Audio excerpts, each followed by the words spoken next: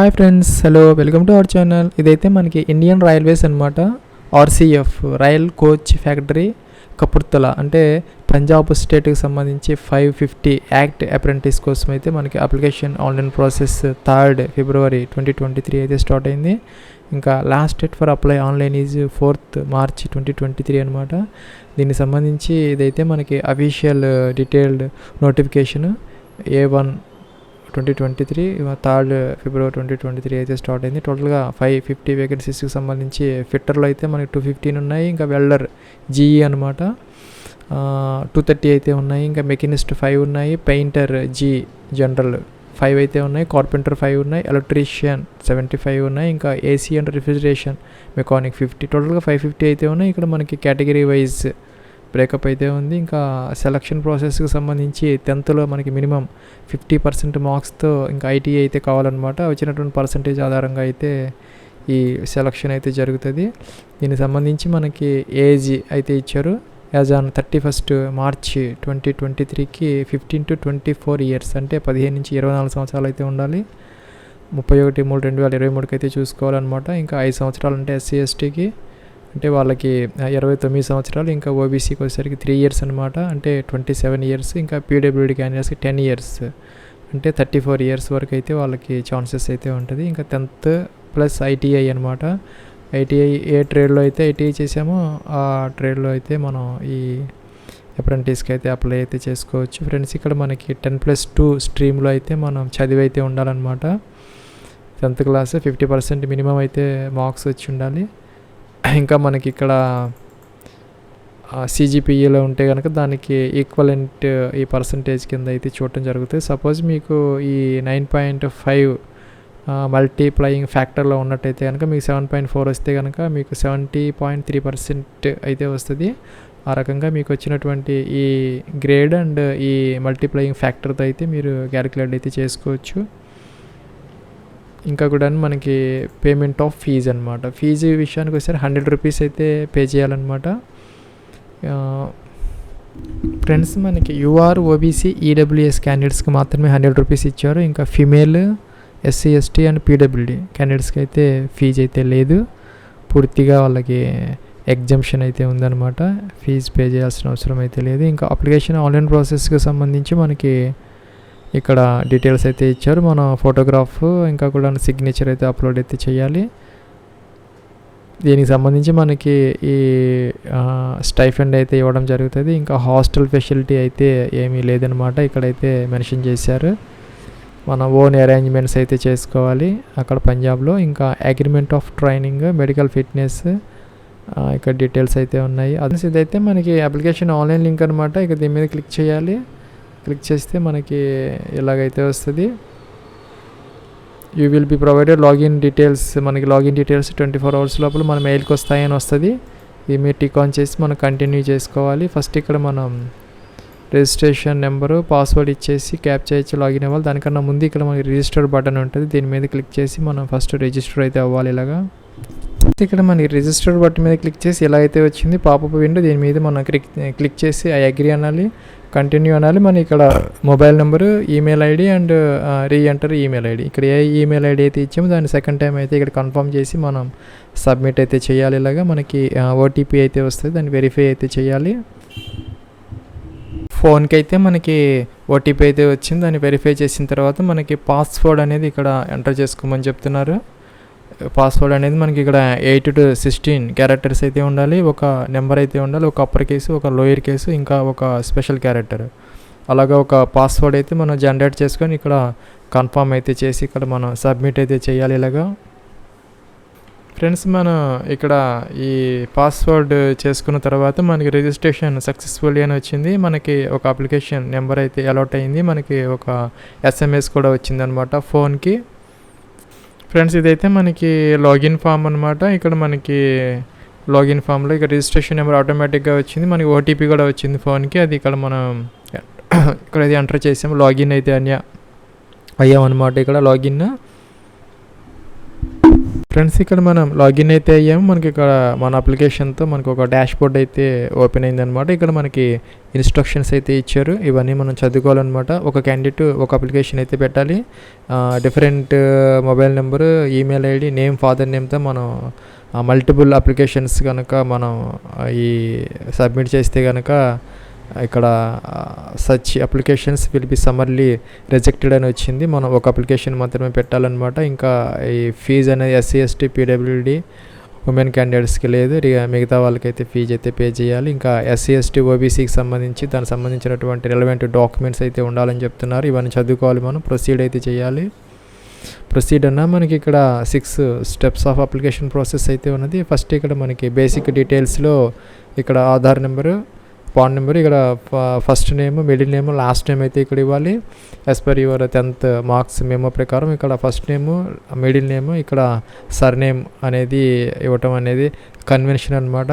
అలాగే ఇవ్వటం బాగుంటుంది. ఇంకా ఫాదర్ నేమ్ మీ యొక్క ఫాదర్స్ నేమ్లో first name, middle name, last name. అలాగే మీకు కేటగిరీనా జనరల్, ఓబీసీ, ఎస్సీ ఎస్టీ ఇదే సెలెక్ట్ చేసుకోవాలి.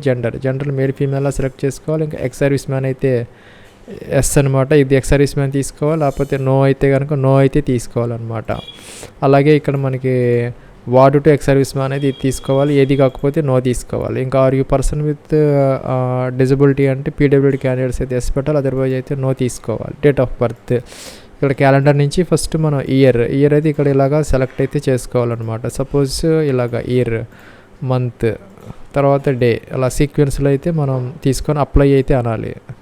సెలెక్ట్ కేటగిరీ ఫస్ట్, మనం కేటగిరీ సెలెక్ట్ చేసుకోలేదు కాబట్టి ఎర్రర్ అయితే వస్తున్నది. మన తర్వాత ఇక్కడ ఈ డేట్ ఆఫ్ బర్త్ ఇవ్వాలి. తర్వాత ఇక్కడ ఏజ్ అనేది మన 31 మార్చి 2023కి ఆటోమేటిక్గా అయితే వస్తుంది. ఇంకా ట్రేడ్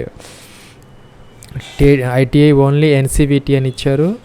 చూజ్ ట్రేడ్, మనం ఏదో ఒక ట్రేడ్ అయితే ఇక్కడ సెలెక్ట్ అయితే చేసుకోవాలి. ఐటీఐ ఓన్లీ ఎన్సీవీటీ నుంచి ఐటీఐ చేసిన వాళ్ళు మాత్రమే ఈ ట్రేడ్ అయితే సెలెక్ట్ అయితే చేసుకోవాలి. Whether matric pass with science subject mandatory for electrical and AC refrigeration machine. Friends ఇక్కడైతే మనకి ఈ మ్యాండేటరీ ఫర్ అంటే ఎలక్ట్రికల్ అండ్ ఏసీ రిఫ్రిజరేషన్ ఆ ట్రేడ్కి ఎవరైతే అప్లై చేస్తున్నారో వాళ్ళకైతే కనుక 10th క్లాస్లో ఈ సైన్స్ సబ్జెక్ట్స్లో అయితే వాళ్ళు చదివి ఉండాలి. అది మనం చదివి ఉన్నామా లేదా అనేది అడుగుతున్నారనమాట. మన రిమైనింగ్ ట్రేడ్స్కి అయితే అవసరం లేదు, నో పెట్టుకోవచ్చు. వాళ్ళైతే మాత్రం ఎస్ అయితే పెట్టాలన్నమాట. ఇంకా next metric passed from school board అనమాట. ఇక్కడ సపోజ్ మన ఆంధ్రప్రదేశ్ ఇదైతే ఇక్కడ స్టేట్ అయితే సెలెక్ట్ చేసుకోవాలి, మీ 10th బోర్డు ఇంకా ఐటీఐ పాస్ స్టేట్, మీరు ఏ స్టేట్లో ఈ ఐటీఐ పాస్ అయ్యారు. ఇంకా ఐడెంటిఫికేషన్ మార్క్స్ అనమాట, మోల్స్, లెఫ్ట్ హ్యాండ్, అలాగా ఇక్కడ మీకు ఈ 10th క్లాస్ ప్రకారం దాని ప్రకారం ఇక్కడైతే మనం 1 2 2 ఇవ్వాలి. ఒకటి ఉండి ఒకటి లేకపోతే ఇక్కడ నో మోల్స్ అని పెట్టి ఇదైతే ఇలా పెట్టచ్చు. లెఫ్ట్ లెగ్ అలాగా. ఇంకా whether ward to RCF employee అయితే కనుక ఎస్ అనమాట. ఆర్సీఎఫ్ ఎంప్లాయ్ కాకపోతే నో అయితే తీసుకోవచ్చు. ఇంకా ఇక్కడ ఎంప్లాయ్మెంట్ ఎక్స్చేంజ్ డీటెయిల్స్,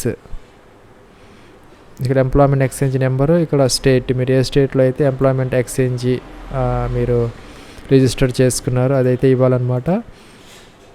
అదే కనుక ఈ whether ward of RCF employee అయితే కనుక వాళ్ళకి PF number, employee name, designation, department అయితే ఇవ్వాలి. నెక్స్ట్ సేవ్ అయితే చేయాలి. ఇలాగా ఇక్కడ మనం సేవ్ చేసాము. నెక్స్ట్ ఇక్కడ ఈ క్వాలిఫికేషన్ డీటెయిల్స్ మీద అయితే క్లిక్ చేసామన్నమాట. ఈ ట్యాబ్ మీద క్లిక్ చేస్తే మనకి ఇక్కడ క్వాలిఫికేషన్ డీటెయిల్స్ అయితే వచ్చింది. ఇక్కడ మెట్రికులేషన్ అంటే 10th క్లాస్ అనమాట. ఇక్కడైతే మన పర్సంటేజా సిజిపిఏనా, సపోజ్ మన పర్సంటేజ్ అయితే ఇక్కడ మనకి మ్యాక్సిమం మార్క్స్ సపోజ్ 600కి మనకి ఎన్ని మార్క్స్ వచ్చాయి 480, అలాగే మన పర్సంటేజ్ ఆటోమేటిక్గా అయితే వస్తాయి. సపోజ్ మీది కనుక సిజిపిఏ అయితే ఈ రెండు అయితే మనకి మ్యాక్సిమం మార్క్స్, రిసీవ్డ్ మార్క్స్ అయితే డిజబుల్ అయిపోయాయి, మన సిజిపిఏ అయితే మనకి ఎనబుల్ అయితే అయ్యింది. ఇలాగా మీకు ఇక్కడ సపోజ్ మీకు 7.54 అలాగా వచ్చి ఉంటే కనుక ఈ పర్సంటేజ్ ఆటోమేటిక్గా అదే చూపిస్తుంది అనమాట.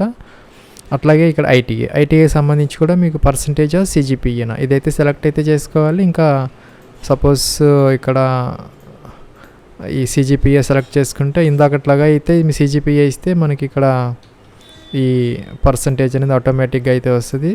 ఇంకా ఇక్కడ అడిషనల్ క్వాలిఫికేషన్స్ ఏదైనా ఉంటే ఇక్కడ ఎంటర్ అయితే చేసుకోవచ్చు. ఇంకా నెక్స్ట్ ఇక్కడ సేవ్ అయితే చేయాలి.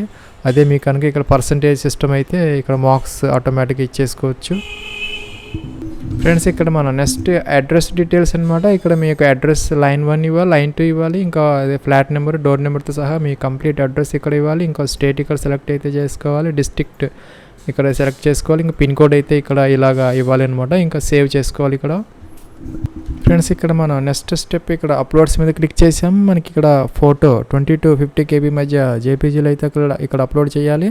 సిగ్నేచర్ 10 to 20 KB మధ్య ఇక్కడ అప్లోడ్ అయితే చేయాలి. సపోజ్ మనకి ఫోటో అప్లోడ్ చేయాలనుకుంటే దీని మీద క్లిక్ చేయాలి. మన ఫోటో ఎక్కడుందో అది సెలెక్ట్ అయితే చేసుకొని మనం ఆ ఫోటో ఓపెన్ అంటే ఇక్కడికి వచ్చేస్తుంది. అలాగే సిగ్నేచర్ అయితే మనం అప్లోడ్ అయితే చేయాలన్నమాట ఇక్కడ. ఫ్రెండ్స్ ఇక్కడ మనకి అప్లికేషన్ ఫామ్ అయితే ప్రింట్అవుట్ అయితే వస్తున్నది స్టెప్ 5లో. ఇంకా స్టెప్ 6లో అయితే మనం పేమెంట్ అయితే పే చేయాలన్నమాట. ఫీ డీటెయిల్స్ వచ్చినాయి ఇక్కడ మనకి. Application is provisional subject to confirmation of fee payment అని వచ్చింది. Candidate is advised to login after 2 working days. అంటే 2 రోజుల తర్వాత మనం లాగిన్ అయ్యి అయితే మనం ఈ అప్లికేషన్ ఫామ్ అయితే ప్రింట్ తీసుకోవచ్చు. అలాగే ఈ ఫీజ్ పేమెంట్ యొక్క ప్రింట్ కూడా మనం తీసుకోవచ్చు అనమాట. Payment to be initiated after 2 working days. అంటే 2 రోజుల తర్వాత అయితే ఆ ఫీజు అనేది వాళ్ళకి చేరుతుందని చెప్తున్నారు. ఇక్కడ మనం ఫీజు అయితే పే చేయాలి. ఉన్నవాళ్ళు, లేని వాళ్ళు అవసరం లేదనమాట. ఇక్కడ ఈ టిక్ ఆన్ చేసి ఇక్కడ ప్రొసీడ్ అయితే చేయాలి ఇలాగా. ఇక్కడ మనకి RCF ఇదైతే ఆటోమేటిక్గా వచ్చింది, మనం ఏం చెయ్యక్కర్లేదు. ఇక్కడ మన షాప్ రెంట్, వెండార్ రిజిస్ట్రేషన్ అని వచ్చింది. ఫ్రెండ్స్ ఇక్కడ మనకి పేమెంట్కి సంబంధించినటువంటి డీటెయిల్స్ అయితే ఇచ్చారు. మనకి ఇక్కడ ఈ RCFలోకి వచ్చాము. ఇక్కడ కపుర్తలాకి ఇక్కడ మనకి షాప్ రెంట్, వెండార్ రిజిస్ట్రేషన్ అయితే ఉంది. ఇక్కడ మనకి అప్రెంటిస్ రిక్రూట్మెంట్ అనేది రావాలన్నమాట. అప్రెంటిస్ రిక్రూట్మెంట్ వచ్చిన అది అయితే మనం సెలెక్ట్ అయితే చేసుకోవాలి. నెక్స్ట్ మన 14 digit రిజిస్ట్రేషన్ నెంబర్ ఏదైతే మనకి మెయిల్కి వచ్చిందో అదైతే ఇక్కడ ఎంటర్ చేయాలి మనం. తర్వాత సబ్మిట్ చేసేసి మనం name, father name, date of birth details ఇచ్చేసి మనం కన్ఫర్మ్ చేసి అయితే మన ఫీజు అయితే పే చేయాలి. ఇక్కడ నాకైతే రావడం లేదు ఇప్పుడు, తర్వాత అయితే వస్తుంది. మనం కొంతసేపు అయిన తర్వాత అయితే మనం లాగిన్ అయిపోయి మనం ఇక్కడ అప్రెంటిస్ రిక్రూట్మెంట్ అని వస్తుంది. ఇక్కడ అదైతే సెలెక్ట్ చేసుకొని మనం ఫీజు అయితే పే చేయాలి.